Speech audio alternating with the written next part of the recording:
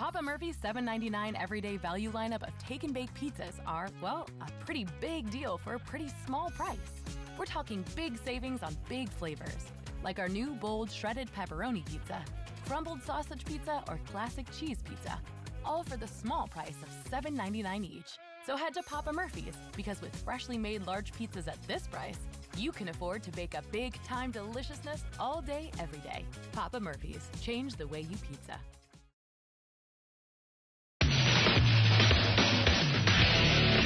This is a Queen Bee Radio High School sports presentation.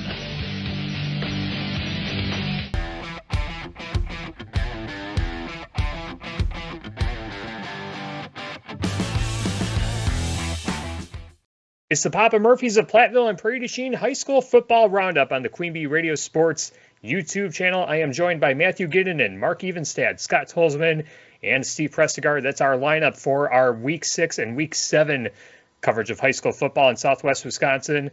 The Papa Murphy's $7.99 everyday value lineup is a big deal for a small price. We're talking large pizza, new shredded pepperoni, crumbled sausage, or classic cheese for $7.99 each, which means you can afford big-time deliciousness at Papa Murphy's of Platteville and Prairie du Chien. And just like last outs, a lot of shutouts, and just some overwhelmingly not so competitive games in Southwest Wisconsin. But we'll jump right into the SWC, where the conference title picture is really starting to take shape. We saw that Prairie du Chien clinched the first playoff berth in the conference, but I want to start off with the game that we had on 97.7 Country WGLR between Lancaster and River Valley. Lancaster coming away with the 35-14 win. You were calling that game with Scott Tolzman. Lancaster has been kind of an up and down type of team, but again, they've been kind of mired with injuries and just some odd things that were going on with their lineup. Take us through what happened with the Lancaster win over River Valley on Friday night. Well, in the game against Platteville, they got banged up pretty good. And Samanje Vinson, he was injured in that game, did not play in the second half. That was one of the factors that led to Lancaster's loss in that game. So they're playing River Valley without Vinson. They are playing with Brennan Gildersleeve, a bit banged up, although he did play. He did not play, however, on offense. And Lancaster then changed things up just a little bit, unbeknownst to me, because Coach Rowland didn't make any mention of the personnel or some of the personnel that he would have running the football. And in this case, they had at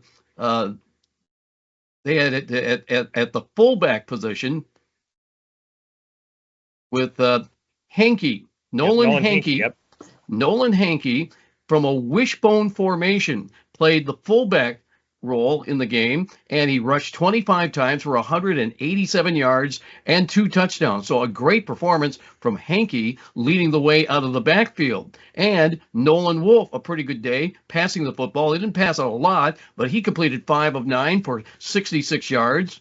And even though he did not throw for a touchdown, he had a receiving touchdown, as right before halftime, with the score tied at 14-14 on 4th down with the ball around the 5-yard line. You had Wolf handing the ball off to Regetz, who was in the backfield. Regetz swinging to the right, stopped, looked back left, and floated a pass to Wolf in the end zone for the touchdown. It's a halfback option throwback that caught River Valley off guard. Wolf gets the touchdown. They missed the extra point, but that is how Lancaster kind of took control right on the very last play of the first half. They went up 20-14 on that play.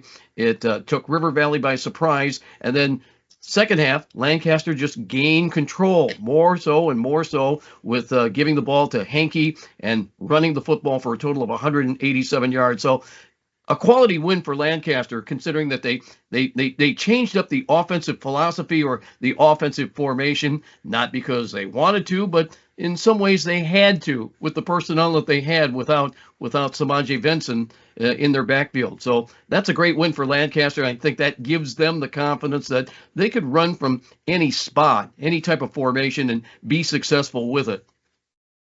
And Scott, that's not really an enviable position that Coach Jordan Rowland wants to be in when you have multiple players that are injured. They've also been dealing with illnesses that have been, going around the school, some stomach bugs on top of the injury bugs that are going around. And, really when you think about it, there were probably at times during that game when the top four weapons for Nolan Wolf to throw to coming into the season, they're not, in the game plan at all. So good on Coach Rowland for being able to, have that creativity and put, the playmakers that he has left in spots to be successful and really give Lancaster a chance to, have some winnable games ahead of them and potentially force a tie at the top of the conference when Prairie Chien takes them on in the last week of the season. Yeah, I really think looking at them 2 weeks ago when they played Platteville, they didn't have much of a running game. They had to rely a lot on the passing. And this week they went back to the wishbone, which they didn't run much with that 2 weeks ago. This week, they ran a lot with Noel Hankey, and the line did a phenomenal job. And the one thing I've seen out of that game against Valley is they didn't have the penalties like they've had in the past.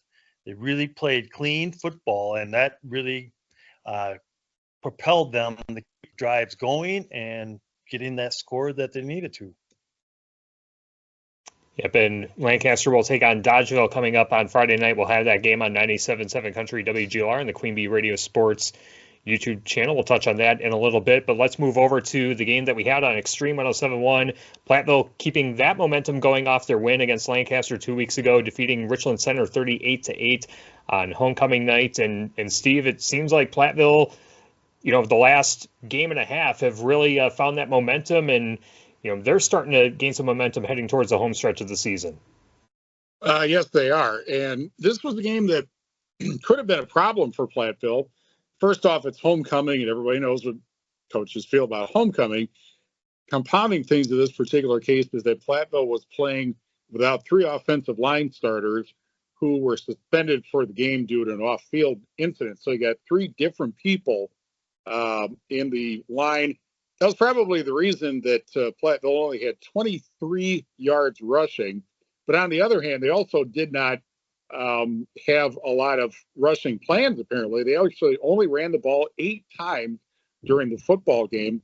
But on the other hand, they had TJ Pink and receivers to pick up the slack. Pink threw for 270 yards, 4 touchdowns, 2 touchdowns each for Lucas Ludlam and Jerron Blevins. And the turning point of the game was really about the last 2 minutes of the first half and the start of the second half, because Platteville recovered a fumble with inside 2 minutes left, went down to score with 49.5 seconds left. Jerron Blevins touchdown catch. Well, then Richland Center, which was using the third quarterback, and not because they wanted to, but they had their first 2 guys injured, he threw an interception. Platteville turned that into a field goal right at the end of the first half. So instead of being just up 7, they were up 17. And then to compound things, they started the second half with a 96-yard kickoff return. The 38-8 score, it was probably one of those cases of a game that was less close than the score indicated. Richland Center really did not help themselves because they had a huge number of 5-yard offensive penalties that seemed to be the absolute worst time, where right at the beginning of 3rd and inches, well, now 3rd and 5, and they don't get the first down. They also had 4 turnovers in the game, and every one of them led to Platteville's scores. So it was coach wasn't incredibly thrilled about the game afterwards, but, you get the win, especially on homecoming. You're just happy to get the win, I think, in a lot of cases. And now they are in the driver's seat for a playoff berth. They have to get 1 win in their next 3 to clinch a playoff spot. And they're still in the race for a share of the SWC title, too, if they went out and the right other things take place. Yeah, it makes for a very interesting home stretch for the season, both Platteville and Lancaster getting key wins.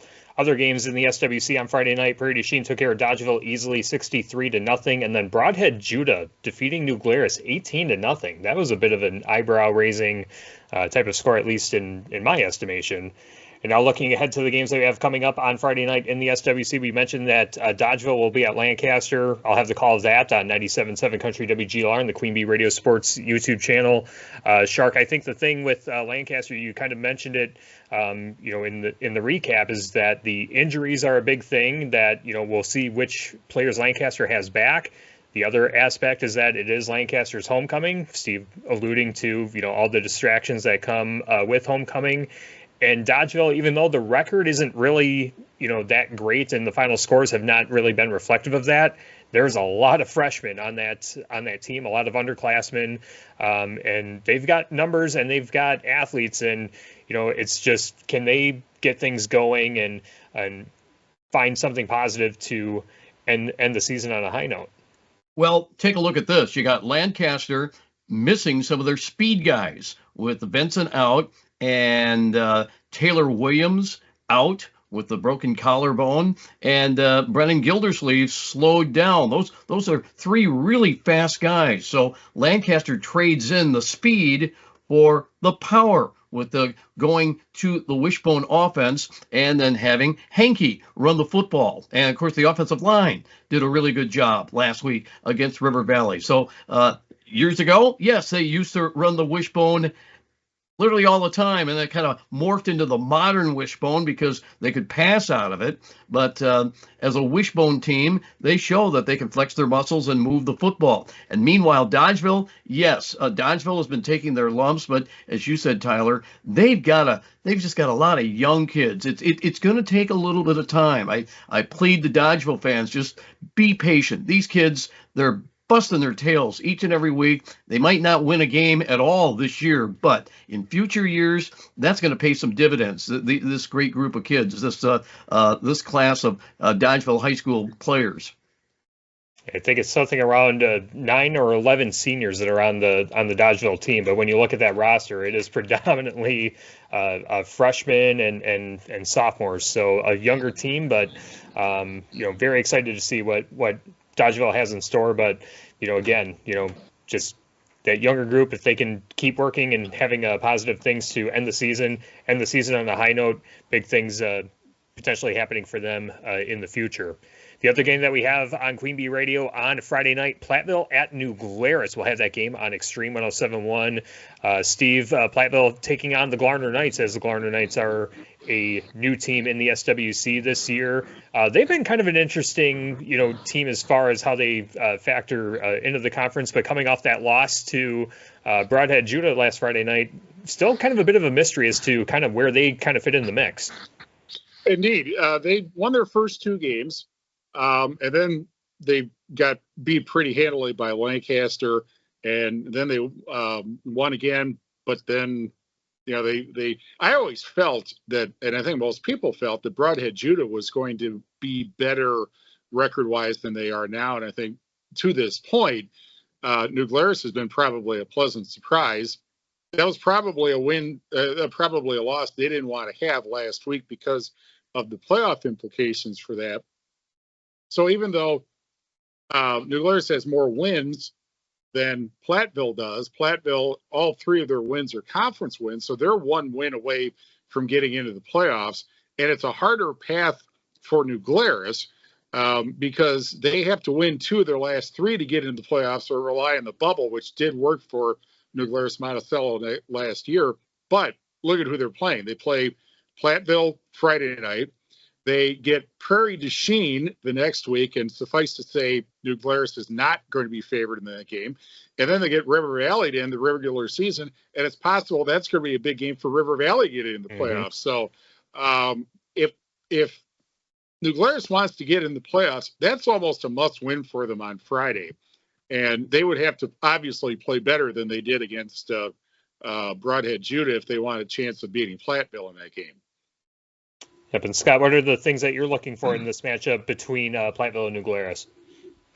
Well, I think Platteville's kind of found their niche a little bit. The first couple games they couldn't score, and then they started scoring and getting some wins and get some confidence.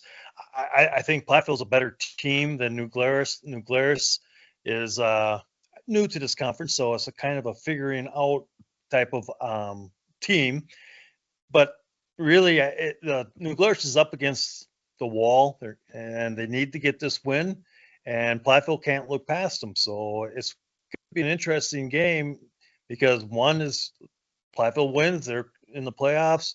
New Glarus wins, they still have an outside shot. So it should be a good game.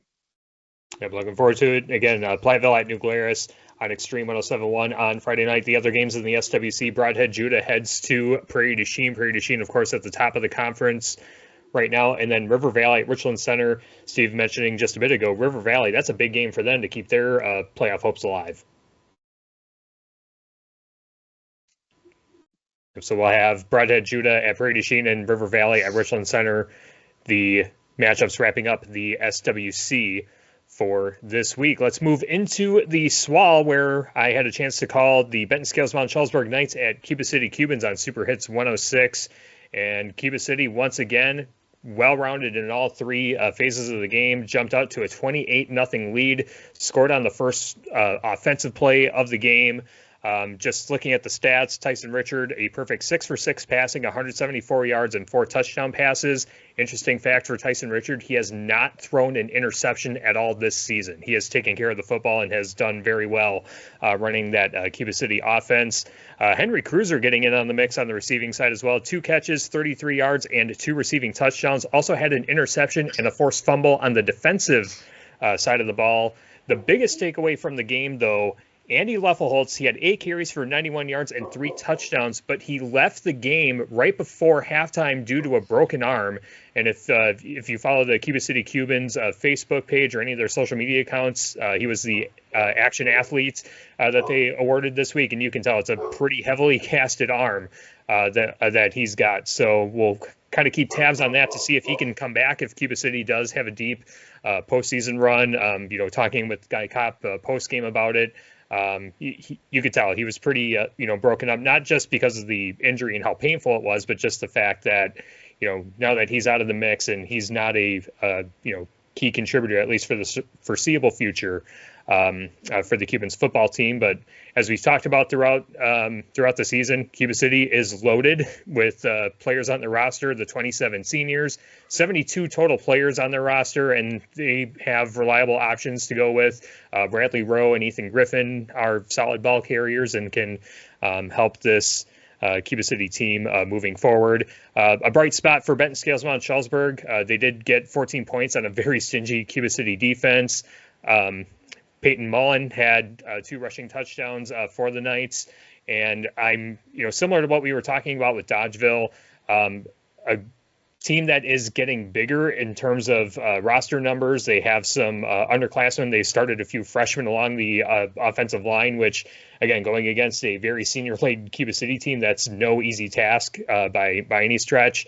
But I love the things that I'm seeing from Benton Scales Mount Charlesburg, and I think Coach Erica Geronowitz, one of the coolest guys in Southwest Wisconsin as far as coaches go. I think that he's got that team going in the right direction. So I think better days are ahead for Benton Scales Mount Charlesburg going forward. But Cuba City, again, another impressive win on Friday nights. And the Cubans will take on Fenimore on Super Hits 106 coming up on Friday night. We'll talk about that in just a little bit.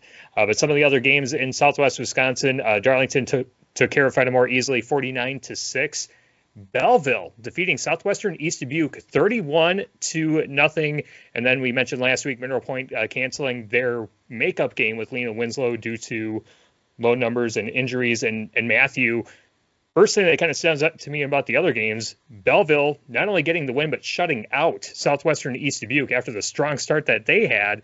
And then, Mineral Point, with the injuries that they had, looks like that they are going to be ready to come back on Friday night.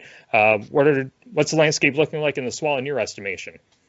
Well, first let's talk about Belleville and Southwestern East Dubuque. Very surprising to see that scoreline. And Belleville had a really impressive comeback win after falling to Mineral Point.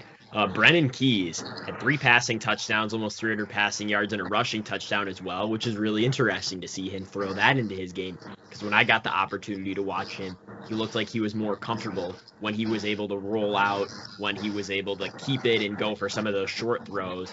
To see some of those touchdown passes where he was able to launch the ball downfield for completions is really good to see for the Belleville offense, but they were also able to shut out the Southwestern East Dubuque run game.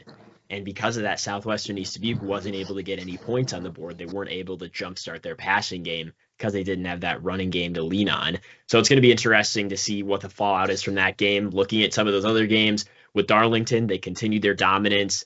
Zeke Zuberbuehler, when he was playing, only threw 1 pass attempt, but obviously they don't need that because he had a very long touchdown run. They've got great rushing game as well from their backs, good defense, good rush defense. And then for Mineral Point, some of their offensive linemen are healthy again. They did not play against Lena Winslow last week, and they do have a big game coming up that we'll talk about as we preview next week against Southwestern East Dubuque.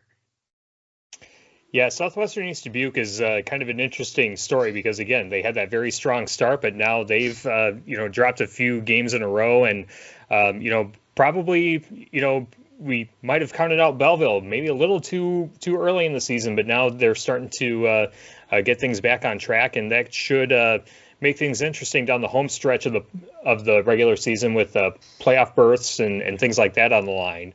Let's talk about the game that we have coming up on Friday night on Super Hits 106, Cuba City at Fenimore. Matthew, you and Shark will be on the call of that matchup. I think what's really interesting about this matchup and just the way that the games are lining up is, Cuba City and Darlington will play 1 week from Friday, and that is essentially the de facto SWAL championship. But Darlington's game on Friday night, not an easy game either. They go to Lodi. And I'm very curious about how Darlington is gonna respond against Cuba City in a week from Friday because, playing a significantly tougher opponent in Lodi than Fenimore, you would think that not only Cuba City having home field advantage, but also having the advantage of not having to play a physically demanding and defending state championship caliber team in Lodi. So for Cuba City, I think it's continue to do the things that you've been doing. Coach Kopp is going to have his guys focused, and Shark, you've seen Fenimore a couple different times throughout the season. First game of the season against Iowa Grant, and then a couple weeks ago against Galena. What do you think of Fenimore's team heading into this matchup with Cuba City? I think they have some quality players. They certainly didn't have the number of quality players that Galena had, but Fenimore can hold its own, and I expect a decent football game with Fenimore in this mix against Cuba City. They got a few playmakers and guys that can make a difference, and then Darlington taking on Lodi. Keep in mind that the schedule was to have Darlington taking on Madison Abundant Life Christian. That was supposed to be the game, but they decided not to play. And then Darlington saying, we could just simply take a forfeit. That's what some teams might do, but no. Darlington says, wait a minute. We're one of the top teams in the state, and we have to move up a division and play even tougher teams. Let's play a really tough team in advance of the playoffs. Let's take on the Lodi Blue Devils, just the defending state champions, and at their place. So that's going to be the matchup coming up with Darlington at Lodi. That's going to be one of the premier games in the entire state of Wisconsin this Friday night.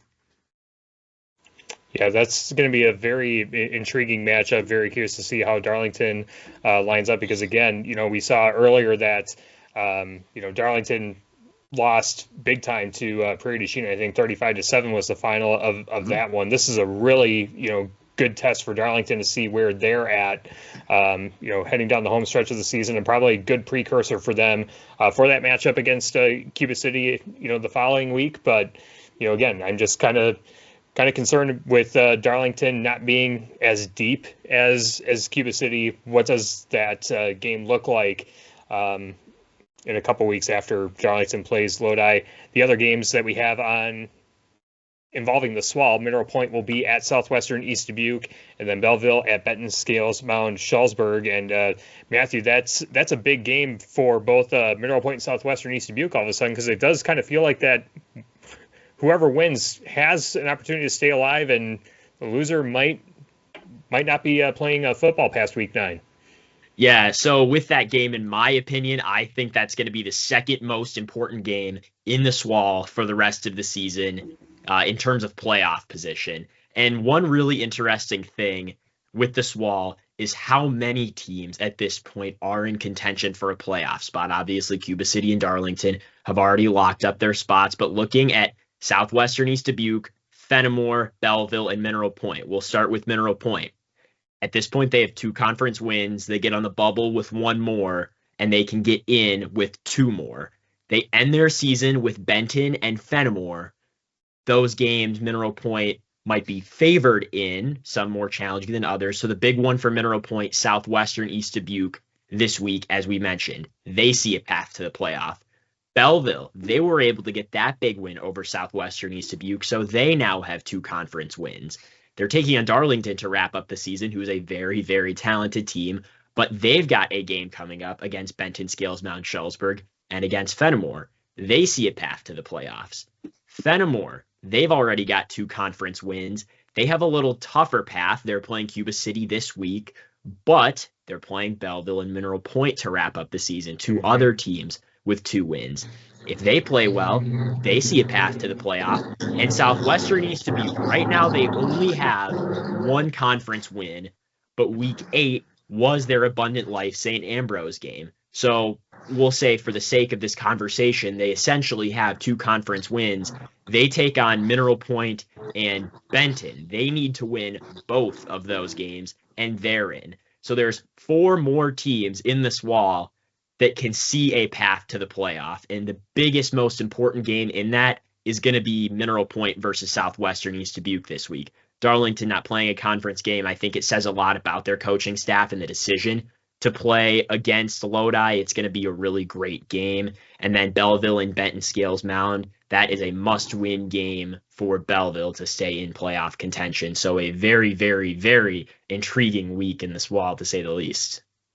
Yeah, that's a very interesting SWAL schedule, and again, the winners are essentially going to be alive, and the losers will pretty much be eliminated. So some high stakes games in the SWAL for teams that are vying for playoff spots and playoff positioning. Let's move into the 6 Rivers Conference, or the 9 Rivers Conference, as Steve Prestegard alludes to. Just recapping the scores in the conference, Potosi-Cassville took care of Iowa Grant 42-0. Isaiah Groom of Potosi-Cassville scored 3 touchdowns on the game on 14 carries and 65 rushing yards. Blackhawk Warren took care of Seneca Wazeeka Steuben 52-14. Owen Sefrud doing more Owen Sefrud things, 28 rushing attempts for 167 yards, only 5 touchdowns on the day. No big deal there. River Ridge defeating Boscobel 48-27. Now, Steve, you were saying earlier that the Platteville Richland Center game, the final score wasn't really indicative of how the game actually played out. This score for River Ridge and Boscobel was very much in the same boat. River Ridge pulled their starters after going up 48-0 in the middle third quarter. There was a running clock the rest of the way. River Ridge put their JV players in, and to say the least, Boscobel caught lightning in a bottle, scoring 4 touchdowns on basically River Ridge's JV team. So it was a couple fumbled kickoffs that Boscobel recovered. They were able to put it in the end zone. Boscobel had pretty much gone as deep as they could for their players, because Briar Wayne was out of the game due to an injury. So there were a couple other starters that were already out for whatever reason. So there wasn't a lot of depth. So basically, the players that were there, they had to play, and so the de facto starters for Boscobel stayed in the game and ended up scoring quite a few points on River Ridge in the second half of the game. Andrew Nice on the day, 12 attempts, 224 yards, and 3 touchdowns. Also had 5 tackles and an interception. So not a bad day at the office for Andrew Nice in that one. And then Peck Argyle defeating Riverdale 22-19. Riverdale led the game 13-6 at halftime, and then Peck Argyle outscored Riverdale 16-6 in the fourth quarter. Martin Anderson for Peck Argyle, 26 of 50 passing for 360 yards, 2 touchdowns, and 3 interceptions. And his top receiver, Jeremiah Collins, 9 catches for 134 yards and 2 touchdowns. So those are the 4 games in the Six Rivers or Nine Rivers Conference, geographically speaking. And we have 2 games coming up this weekend on Queen Bee Radio involving the Six Rivers Conference. We have Iowa Grant at River Ridge on Friday night on ESPN Radio, AM 1590, WPVL, and the Queen Bee Radio Sports YouTube channel. Steve, I was talking about this a couple of weeks ago when River Ridge was coming off those back-to-back losses to Potosi-Cassville and Blackhawk Warren, that River Ridge's focus is trying to find ways to close out games and have a strong end of the regular season to put them in a good spot for postseason positioning, in the likelihood that they're going to run into one, if not both, Potosi-Cassville and Blackhawk Warren. River Ridge now back in the top 10 on the latest with Sports.net coaches poll in the number 10 spot. So River Ridge finding that momentum, kind of finding that mojo again after some tough losses.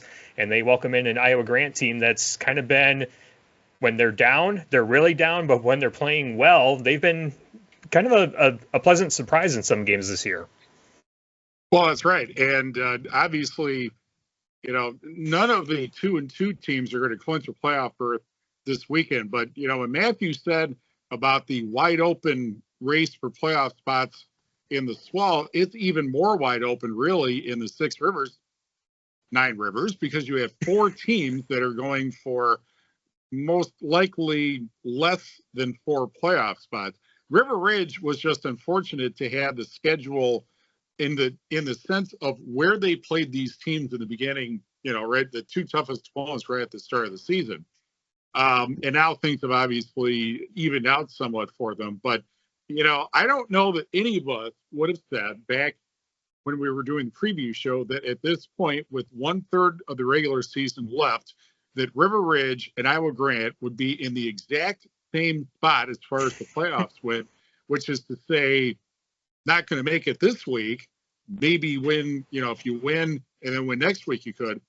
So Iowa Grant, has been, especially if, Shark and I saw them at the beginning of the season where they played Fenimore in their first game, and they did not know what they were doing, basically. They got the quarterback in that they wanted to have in. He was out of injury at the start of the season.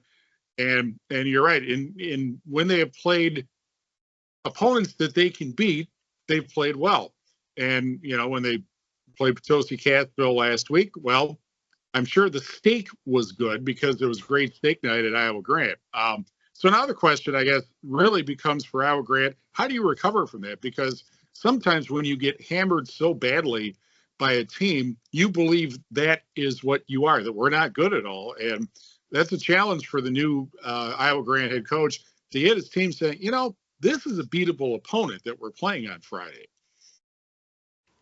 Yep, agreed. And then coming up on Saturday, Peck Argyle at Blackhawk Warren. The first time that we'll see Blackhawk Warren, we'll have them on Extreme 107.1. Steve, again, we kind of anticipate that, the Warriors are going to show up and do, what they should do. Although I think the matchup is interesting stylistically just because of the way that Peck Argyle likes to pass the football. We just mentioned that Martin Anderson had 50 passing attempts for Peck Argyle. So it'll be interesting to see how that matches up. But I would imagine that the line for Blackhawk Warren probably has a significant advantage over Peck Argyle heading into this matchup on Saturday. You would think, definitely. The thing about Blackhawk Warren, it's similar with Darlington. The only way you're going to beat Blackhawk Warren is if you can get them to turn the ball over and then take advantage of that. And that is going to be Peck Argyle's very tall task, basically, to first be able to see if they can find some way to make Blackhawk Warren put it on the ground and then recover it and then take advantage of it. That's really what the difficult thing is. And, Blackhawk Warren is ideally suited for an opponent like Peck Argyle in terms of a team that throws the ball around all the time, because if there is any demonstration of a team that uses an offense to play defense, it's Blackhawk Warren with the beer. So it would be the upset of the year to this point if Peck Argyle beat Blackhawk Warren. I'm not saying it can't happen. Strange things do happen, especially on homecoming, but they would have to play much better than they have played this year to have this a ball game. Yep, again, Peck Argyle at Blackhawk Warren. That'll be on Saturday on Extreme 107.1.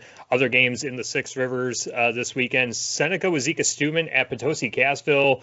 Again, I thought coming into the season that Seneca Wazeeka Steuben might be that number 4 team in the conference and might be the team that can give teams like Potosi Cassville and River Ridge and Blackhawk Warren some fits. So we'll see how the Blue Golds match up. And then Riverdale at Boscobel. One of those teams will get a win, and it will be exciting for that respective football program. So we'll keep tabs on those scores in the Six Rivers. Let's move into the Ridge and Valley 8-player conference, where, Steve, you and Matthew got to see Highland take care of Wanawak Center Weston 56-7, and that sets up a big-time matchup coming up this weekend for Highland and North Crawford. North Crawford ranked number 3, Highland ranked number 4 in 8-player football. But recapping what you saw on Saturday, Steve, it was just a well-rounded game and pretty clinical for the Highland Cardinals over the Silver Wolves. Yeah, not particularly surprising. I think we said that the Wanawak Center Weston be able in the game you can't play a perfect game, but they had to not make critical mistakes. And, well, few plays into the game, pick 6. Later on, punt return for a touchdown.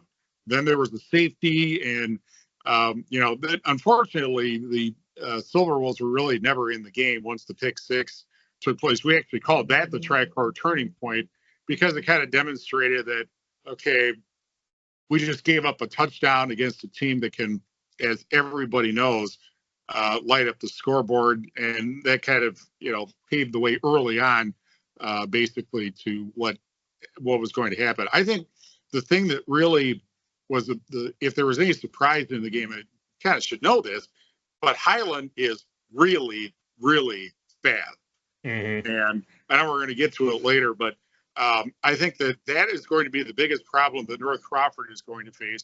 And maybe any team that Highland faces in the playoff, if they clinch a playoff spot, which is not guaranteed for the non-champions of the Ridge and Valley, but how in the world can you slow down a team that's got the team speed of Highland? That's going to be a big challenge, I think. Yeah, one of the things that stood out to me in seeing Highland earlier this year, and Matthew, you might be able to attest to this because you were playing cameraman like I was the first time that I saw Highland, but boy, Highland just seems stronger, faster, and just there's athletes on this team. And it just seems like that teams in the conference, at least the ones that they've seen so far, there's just no way to match up with them physically. It takes, 2 or 3 guys to take, players down. And, when you are running into teams in 8-player football that just don't have the depth that you normally see in a traditional football team, they're a hard team to stop. Yeah, it's kind of like you read my mind here, Tyler. That was actually one thing I put down in my notes for this, is how Highland was just constantly able to overpower their opponent. Wanawak Center Weston went to a lot of pitch plays and a lot of halfback dives early in the game, and it seemed like Highland was in the backfield instantly on all of those plays. They're such a strong team. They're such a fast team, and you see that carry over to all 3 phases of the game, add on how well they're coached. And that's a really tough team to defeat, and that was demonstrated for sure against Wanawak Center Weston. Yep, and again, that sets up a big matchup with North Crawford, basically a conference championship game of sorts. I'm sure that, teams like, Wisconsin Heights or, maybe even DeSoto might have a say, in this. But yeah, these are the top 2 front runners. the biggest matchup in 8-player football is happening on Friday night between these two programs. And, it's going to go a long way in determining not just the conference, but, potential, seedings in the 8-player playoff. Again, not every team above 500 qualifies, for the tournament like most 11-player football teams do. There's only a certain number of playoff spots, so it's a big matchup. Whoever wins that matchup, getting a very favorable seed for the postseason. Other games from the Ridge and Valley 8 this past weekend: North Crawford shut out Belmont 42-0, and then we saw DeSoto defeat Monticello 50-6, and Wisconsin Heights defeating Kickapoo Lafarge 50-0. Games that we have coming up this weekend, in addition to the Highland at North Crawford game, Belmont is taking on DeSoto in a Thursday night game, and then we will have Monticello at Wisconsin Heights Friday and Kickapoo Lafarge at Wanawak Center Weston on Saturday for one of those two programs homecoming. So again, Highland at North Crawford, big time matchup in 8-player football. We'll see how the Cardinals fare after this week of 8-player football. So that wraps up our conference previews and recaps from last week. Let's talk about our team of the week, or teams of the week if our lineup has multiple. The one team that I have in mind for team of the week, I'm going to go with the Lancaster Flying Arrows. I thought that they had to find a way to be creative as far as how they had to move the football on offense with the number of players that they had injured. And that big win against River Valley keeps them in the conference race, does keep their makes the path to the playoffs significantly easier. So I thought Lancaster getting the win with all the injuries and things that they had, they are my team of the week. We'll go Matthew, Scott, Steve, and then Shark. Matthew, your team of the week. My team of the week is the Belleville Wildcats. They started their season off 0-5. If you ignore that forfeit win that they got from Abundant Life St. Ambrose. They got the big win against Southwestern East Dubuque, and if they're able to get a win this week and the following week, that puts them up to 4 conference wins thanks to that forfeit win, and that puts them in a playoff spot. And it's not only the fact that they won, it's the manner in which they won, and because of that and the situation that they have now, there's going to be some energy in that team and a drive to really turn this season around when it looks like there wasn't hope for a postseason, and because of that, Belleville's my pick for team of the week. All right. I like it. Steve, your team of the week. I'm going to say Highlands. And I was just, I think Matthew and I were both really impressed with how well, but not perfectly. They did cough it up a couple of times, but the team speed and the depth of Highland is just unlike what anybody in 8-player football really has. Highland has more team depth than at least a couple of Division 6 teams that I can think of. And the team, imagine if they get to go to state and they play on a turf surface at some point. You think they're fast now, but they just demonstrate how many weapons they have. They demonstrated their ability to score not just on offense, but, with defense and special teams. And I thought that they had, from what I saw, the most impressive win of the week. That's my pick. All right, I like it. Scott, your team of the week. I kind of agree with you, Lancaster, with all the injuries that they've been dealing with. 2 years ago, they went up to Valley. I think they were still undefeated, and Valley hadn't had a win, and they stumbled there and got beat by Valley. They took care of everything. They went back to really their bread and butter and running the game or running the ball, and they just stuck to their old true colors and still are in that conference race yet. So, if they went out and come up the last season of the game with PDC and they win, they can get a share of the conference championship. Yep, like it. Shark, your team of the week. My team of the week is the Cuba City Cubans. Now, granted, they got the win over Benton Scales Mound, Schollberg, 48-14 for their homecoming. But Guy Kopp will tell you that when you're playing a co-op or a tri-op, you're facing two, or in this case, three other teams and their best players. Each community or each school is contributing at least a couple of really good players to the program. And by winning, Cuba City is keeping pace with Darlington for first place in the SWAL Conference. And at some point, well, just be a couple of weeks, those two teams will square off, Darlington and Cuba City. And well, we'll look forward to this because there's a very good possibility the two teams will be tied in conference play right at the very top, and that should lend itself to being a very good football game when we get to the last week of the season. It should be a fun matchup. And those are the teams of the week. Our players of the week, the one that I will submit, we were mentioning it earlier during our Six Rivers recap. I'm going to go Andrew Nice, the 12 rushing attempts, 224 yards, and 3 touchdowns. Just an outstanding performance. There's a number of players that had some really outstanding stat lines. Matthew, which one stood out to you the most? For me, I'm going to go with Zeke Zuberbuehler, the sophomore quarterback down in Darlington. His stat line, throwing the ball just 1 for 1. He had 39 passing yards and a touchdown on a completion to Broker Busher. But what's really impressive to me is his rushing stat line, 5 attempts for 151 yards, just over 30 yards per attempt. And on some of those attempts, a 25-yard touchdown run, a 43-yard touchdown run, and a 71-yard touchdown run. So he's a very talented runner, and he brings a really dangerous aspect to the Darlington offense, who already has really good running backs in Goebel and Christ. So as Darlington's going to be taking on Cuba City Week 8, who might be one of the most dangerous offenses in the SWAL, they present with Zuberbuehler some dangerous aspects to their offense as well. So I'm going Zeke Zuberbuehler this week. Yep, he's listed as a quarterback, but just call him a weapon because he can do a number of different things when he's got the football in his hands. Steve, your player of the week. I'm choosing TJ Pink from Platteville. His stats were, by his standards, pretty workmanlike. 16 of 30, 270 yards, 4 touchdowns.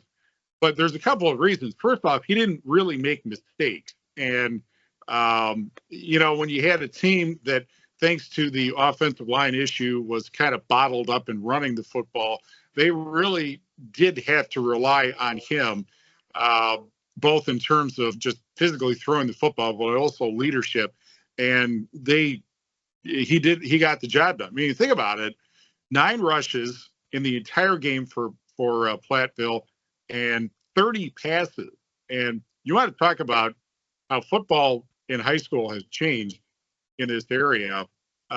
Most of the time, if you said a team that had that kind of mix of run and pass, they would have lost 38-8 instead of winning 38-8. But Pink really stood up, I thought, when they needed it, and his 2 receivers, Jerron Blevins and Lucas Bloodlam, 2 scores each, also did. And so that's why I named him the player of the week, TJ Pink. All right, Scott, your player of the week. I'm going to go with Nolan Hankey. He stepped it up, ran the ball well. Lancaster had 43 or 44 rushing attempts. He had 25, and he had over 180 yards out of the 300 yards that they had on the ground. So he had 2 touchdowns. He really picked it up for the Flying Arrows and did a great job. He getting those extra yards after being contacted at the line of scrimmage. He was that player that Shark was alluding to that had to step in when the other players were out of the game injured. Shark, your player of the week.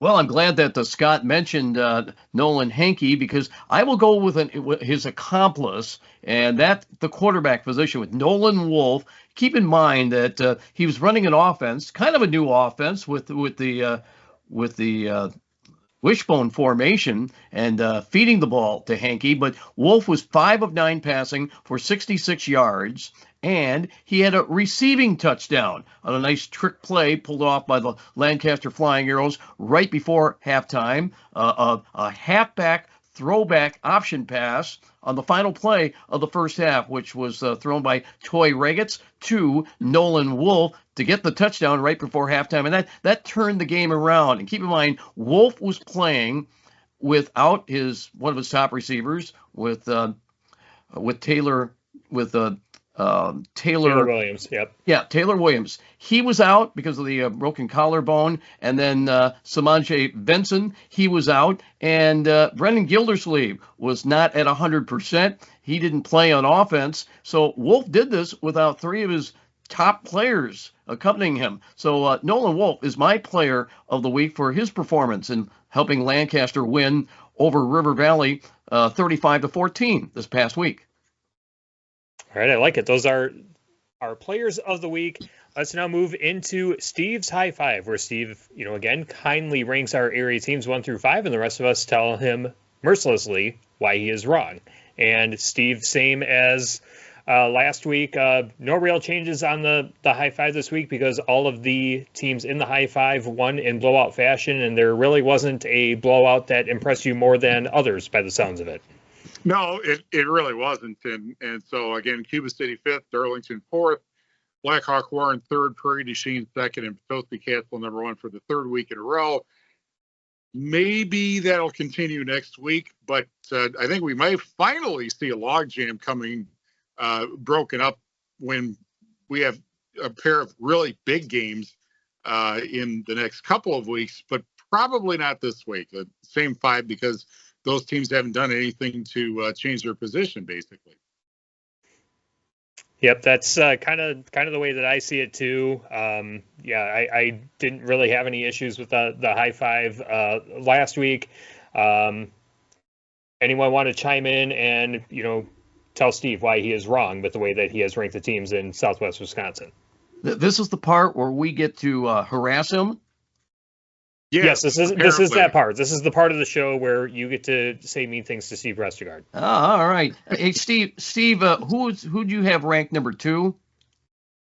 That would be Prairie du Chien. Ah, yes. All right. And Potosi Cathville up on top. Well, taking a look at that, Steve, I'd like to put Highland in there somewhere, but boy, there's just not really room. But Highland's a very good football team. If you could give honorable mention to Highland, that would be my choice right there. But yeah, Potosi Cassville is looking strong. Prairie du Chien, same thing. Blackhawk Warren, it's the same Blackhawk Warren year in and year out.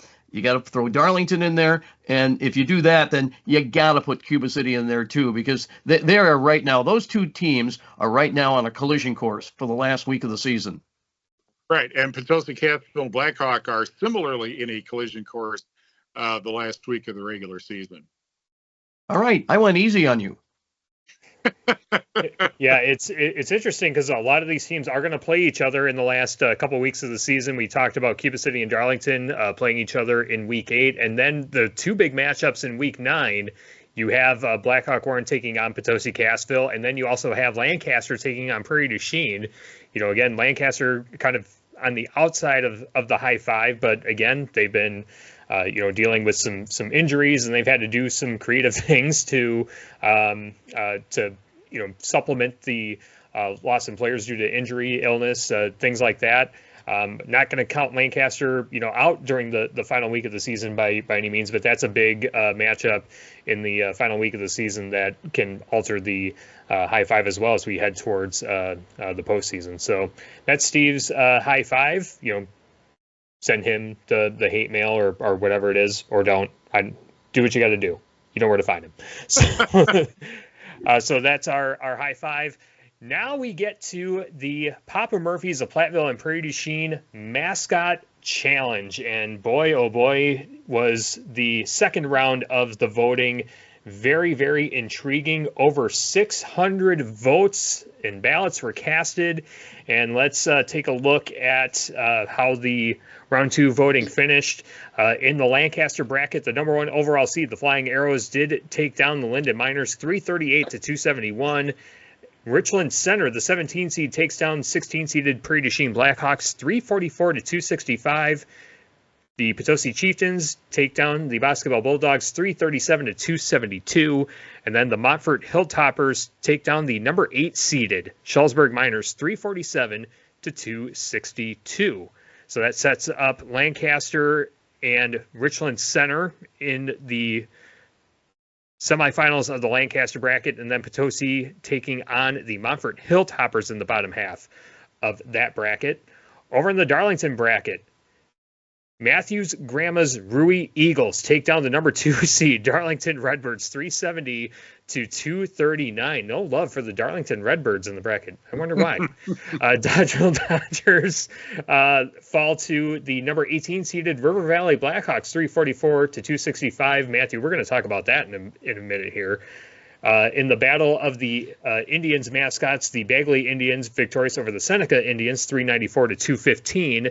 And then my Patch Grove Beavers take down the Highland Cardinals 340 to 269. So we will see the Ruri Eagles matched up against the River Valley Blackhawks, and then the Bagley Indians taking on the Patch Grove Beavers in a civil war among the River Ridge School District. We'll see which team they decide to ride the rest of the way. In the Blackhawk bracket, the number 3 seeded Blackhawk Warren Warriors fall to the Spring Green Shamrocks 411 to 198. Overwhelming victory for the Shamrocks.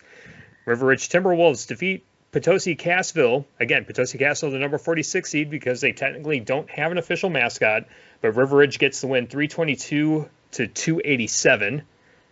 Everyone's favorite, the Cobb Colonels, once again winners. They take down Southwestern Wildcats 385 to 224, and the Mount Hope Red Devils upset the Platteville Hillman 370 to 239. So the Spring Green Shamrocks take on the River Ridge Timberwolves, and then the Cobb Colonels take on the Mount Hope Red Devils in the Blackhawk bracket. And then in the Cassville bracket, the Cassville Comets come away with the win over the West Grant Falcons, much to my wife's disappointment, 336 to 273. The Livingston Lions taking down the Belmont Braves, 325 to 284. Matthews Mineral Point Pointers, the top overall vote getter, 436 to 173 over the Pecatonica Argyle Vikings. And the Bloomington Blue Jays coming from behind to take down the Iowa Grant Panthers, 317 to 292. We posted some early results on Monday to kind of show where the voting was at, because we had so many ballots coming in. Bloomington was down in that matchup, but they come away with the win.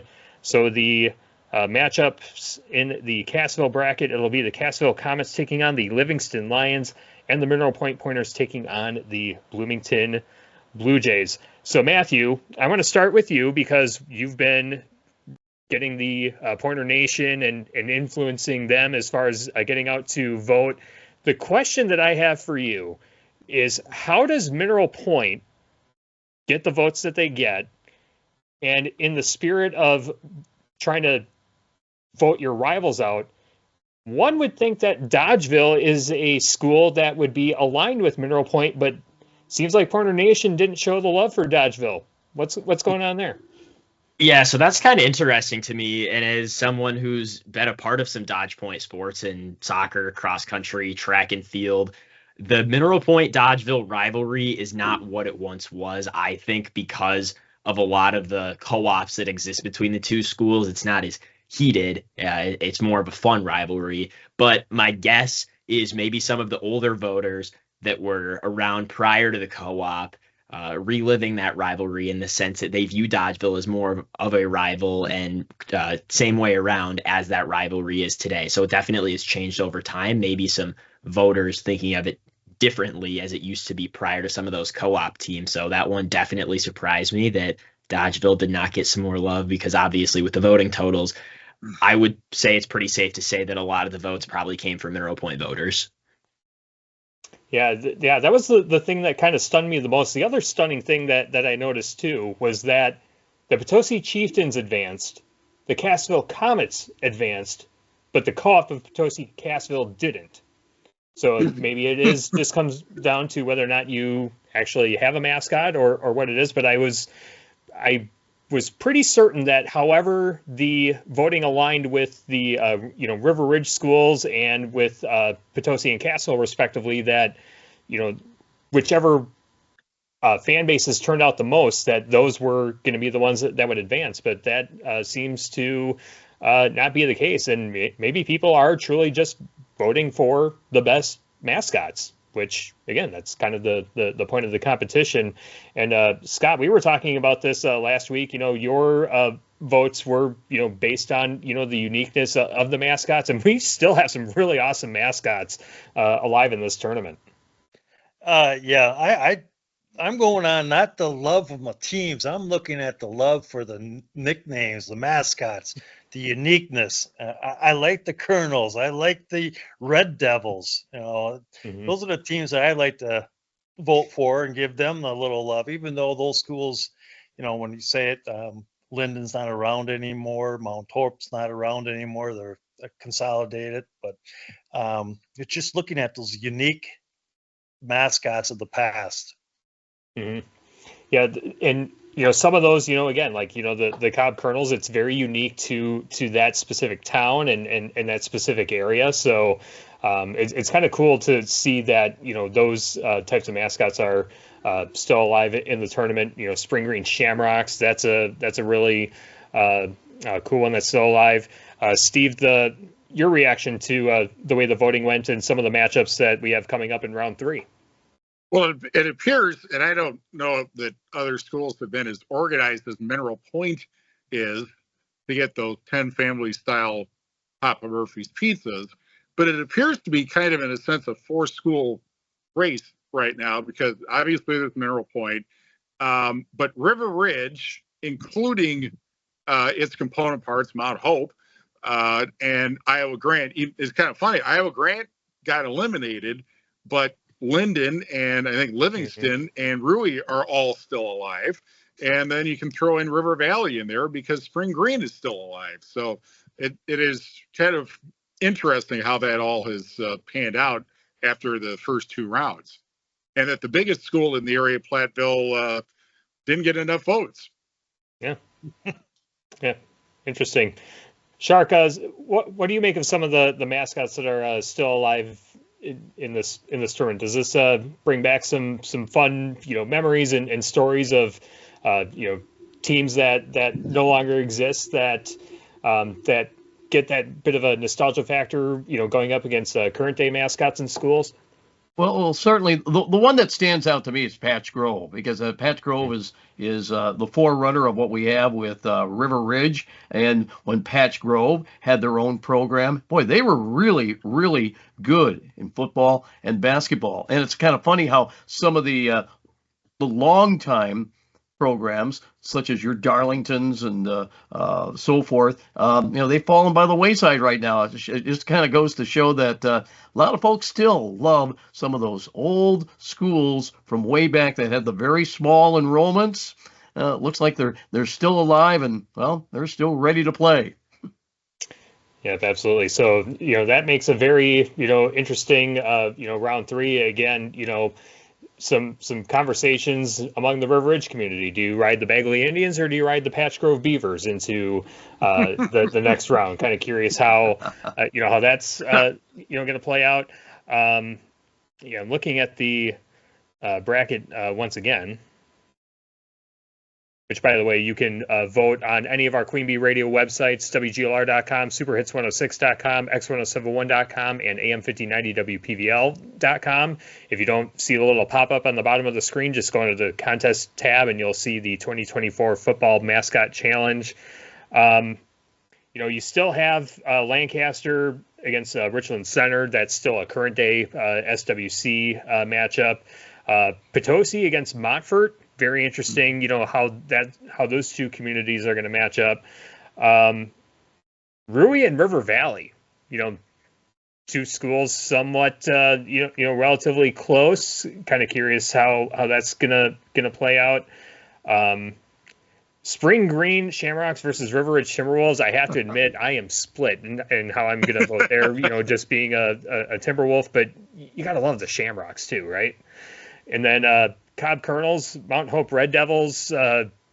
Scott, you're going to have to see which one is most unique and one that you might lean in on. There's a lot of love for the Cassville Comets too. Again, that's still a current mascot, but for the sake of football, with the co-op with Potosi, not a mascot that's current, at least for the football side of it. And then, I'm kind of conflicted too with the Bloomington Blue Jays and Mineral Point Pointers, although I think, Pointer Nation is going to show up and show out. Somebody with blue is going to win. Yeah, exactly. Which shade of blue do you prefer? So hard to vote against Carolina blue. It is? Yeah, ask Duke, right? Yeah. So again, the mascot challenge, we're down to the 16 teams remaining. The field started with 46 teams. We've eliminated 30, and we have a few more rounds of voting around. Again, the winning affiliated school will receive 10 family-size Papa Murphy's pizzas as the winner of the contest. Thanks again to Papa Murphy's of Platteville and Prairie du Chien for supporting this contest. Again, Papa Murphy's $7.99 everyday value lineup is a big deal for a small price. We're talking a large pizza with new shredded pepperoni, crumbled sausage, or classic cheese for $7.99 each, which means that you can afford big-time deliciousness at Papa Murphy's of Platteville and Prairie du Chien. I will say on the voting for this week, there is a bonus question about which of those three Papa Murphy's pizzas you would be buying. I'm going to go the crumbled sausage. Matthew, which is your pizza of choice? Sausage, good option, but I'm going to go with the shredded pepperoni. That sounds pretty interesting. If you're cutting the pizza, you don't have to cut across one slice of pepperoni. Easier to eat, easier to prepare. So that's my pick. That's an twist. Steve, your topping of choosing. I would say it would be either the Cowboy or the New York. Both of those are good. Although on the other hand, we like vegetable pizzas also, so or pizzas with a lot of vegetables on them. But typically we get the Cowboy or the New York. Yeah, the stuffed pizza, the chicken bacon ranch. That's also a really good one. If you want pizza to last you like 4 days, it's going to be it's really awesome pizza. And don't forget the cookie dough, by the way. Oh, yes, absolutely. Scott and Shark, your pizza topping of choosing. Oh, I love pepperoni, and that's my choice. And if I can get jalapenos on it, that even makes it better. I like it. Shark, what's yours? Yeah, I'm a big fan of sausage. However, Papa Murphy's at one time, and it wasn't all that long ago, they had a Sicilian pizza. Mm-hmm. Oh, it was to die for. If they could ever bring that back, every time I stop in there, I always try to talk them into bringing it back. So maybe if we can get the power of our voting public here to, stage a little bit of an insurgence to bring back the Sicilian, hey, we thank them. We'll start the campaign. Everyone's voting for something, these days. We might as well see if we can bring that back. So yeah, again, thanks again to Papa Murphy's for sponsoring our mascot challenge and our high school football roundup. Thanks to Papa Murphy's of Platteville and Prairie du Chien. And that wraps up this week's episode of the Papa Murphy's of Platteville and Prairie du Chien high school football roundup on the Queen Bee Radio Sports YouTube channel. For Matthew, Scott, Steve, and Mark, I'm Tyler Diktanas. Thanks for joining us, and we'll see you for another episode next week.